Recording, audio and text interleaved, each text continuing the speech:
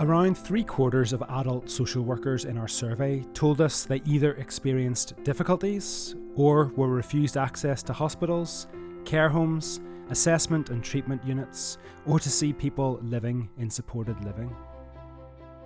Around 1/3 of social workers responded to say that they had received a test from their employer, but around the same number stated they haven't. Access to testing is inconsistent and varies across the country. It's not happening on a regular basis. There's a lack of national guidance about prioritisation for access to regular testing. Social workers need access to regular testing to enable safe access to health and care settings so that they can carry out their statutory duties and protect the human rights of citizens in care.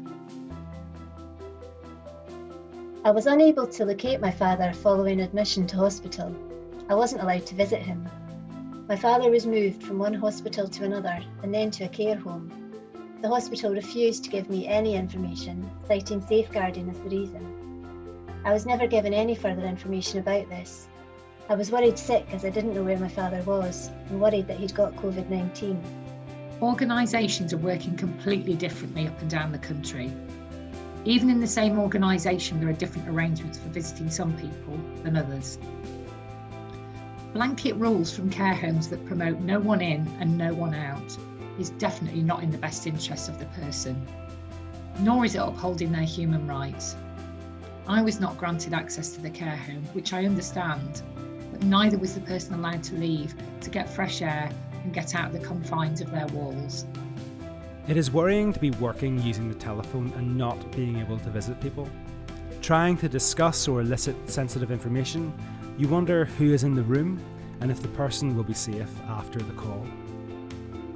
You will now hear from a family carer who will share their experience and the impact of being unable to visit her son during the pandemic. He was 5 years old and he had a road traffic accident which left him quite seriously brain damaged. From his accident, he's never walked, he's never talked, he's never cried, he's doubly incontinent, suffers with seizures, and he is registered blind, but he has got a bit of sight, but to what sight we do not know. He lived at home with us until he was 21 and my husband passed away, and I weren't in a really good state at the time myself, so then I had to go into a residential home. We found a really nice one called The Lodge, which is only about 10 minutes away from home, and he's been in there about 9 years now. So I've been going down 2 or 3 times a week. He comes home every weekend. We take him on holiday every year, and he usually comes home every year for Christmas for at least a week, if not longer. From March, me and my family were still going down to see him quite regularly. We were still coming home until the COVID lockdown came, and then everything got locked down and we couldn't go and see him.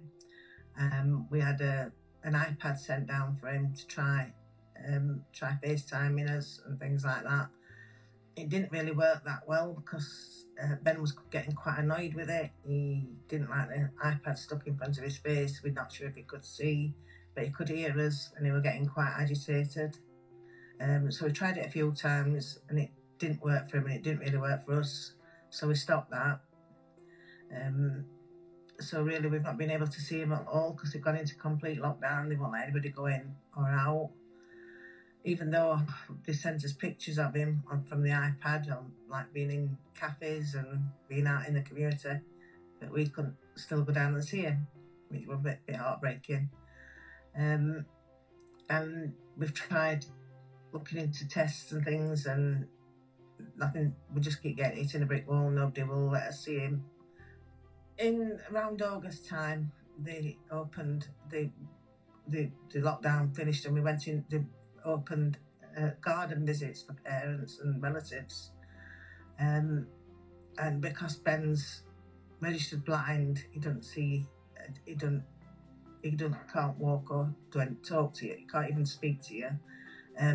We weren't sure that this would be any use to us because first thing, as soon as I walk in the room or he hears my voice, the first thing Ben does is put his arm up to put his arm around me and he wants to cuddle, and we felt as though the garden visits might agitate him more. I'm not sure how I'd felt not being able to go near him, so we didn't take them up on the garden visits. Whether we should have or not, I don't know, but I weren't 100% that it were going to do Ben any good. And if he did get agitated, then we couldn't have gone to him or anything.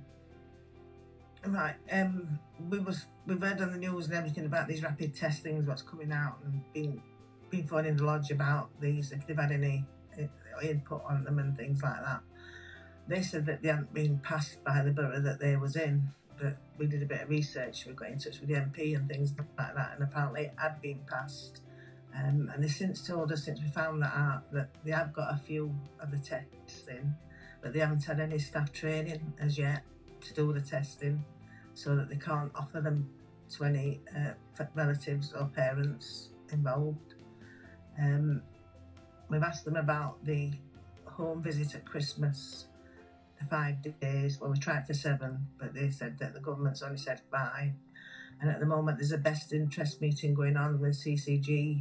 We're not sure if that's going to go ahead. We still don't know. It's just over a week away, and we still don't know whether he's going to be able to get home or not.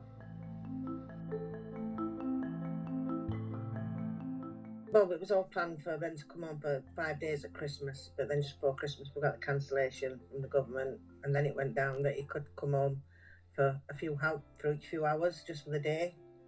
And we talked it over with the lodge, but if he came home for just a few hours for the day, he would have to self-isolate in his room for 14 days, which seemed a lot, but we were thinking about doing it. But then his pre-op came for his operation on the 13th of January, and his operation's on the 1st of February.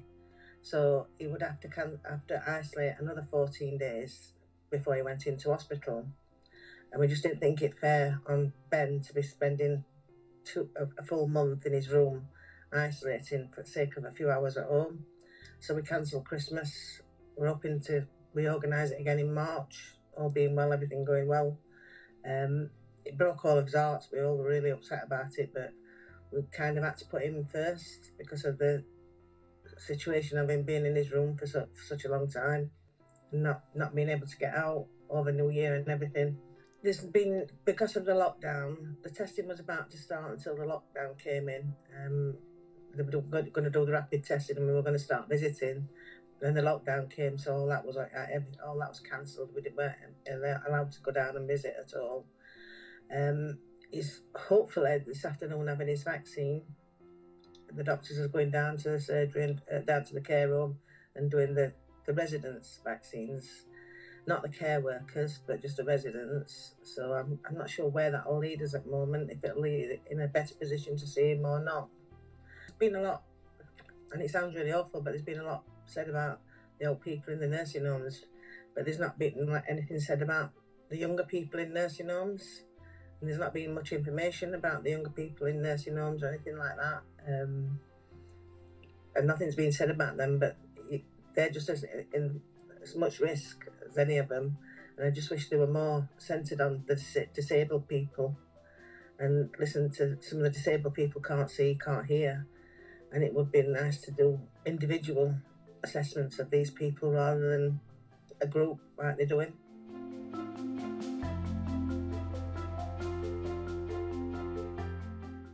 I'm really pleased to announce that the Test, Safe Access, Promote Rights campaign has been successful in Wales, and as of the 14th of December 2020, social workers now have access to twice weekly lateral flow testing. That means that they will be able to use this testing to safely enter, along with other measures, care homes, regulated settings, hospitals and community homes, so face-to-face directly in people's own homes in the community. What we call for now is for the other parts of the UK, England, Northern Ireland and Scotland to adopt the same approach as they have in Wales. National variation still exists across England. Please support this campaign and make a difference.